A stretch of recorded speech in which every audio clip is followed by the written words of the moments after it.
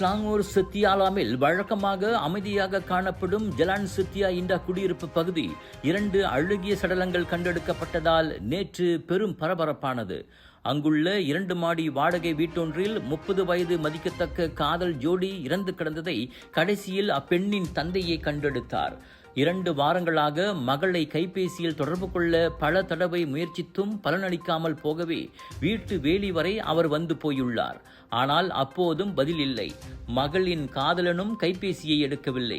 வீட்டுக்கு வெளியே அவர்களின் காலணிகள் கலையாமல் அப்படியே இருந்தன. ஒருவேளை இருவரும் எங்கேயோ ஓடிப்போய் விட்டார்களோ என்று நினைத்திருந்த தந்தைக்கு அந்த நேரமாக மகள் தங்கியிருந்த வாடகை வீட்டின் உரிமையாளர் கைபேசியில் அழைத்துள்ளார்.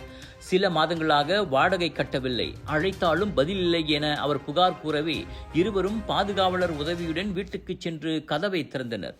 அப்போதே ஒருவித துர்நாற்றம் வீசிய நிலையில் கீழ் மாடியிலுள்ள அறையின் படுக்கையில் மகளின் உயிரற்ற உடலை கண்டு தந்தை அதிர்ந்து போனார்.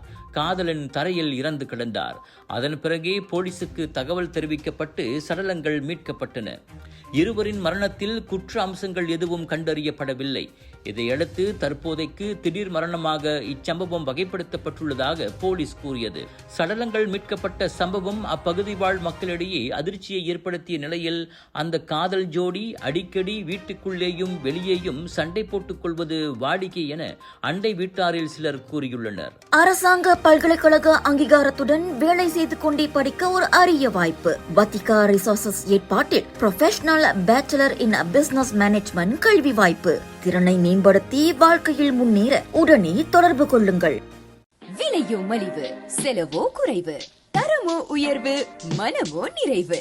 மக்களின் தேர்வு என்ரிகோஸ் முழு ஆடை சத்துள்ள பால்மாவு.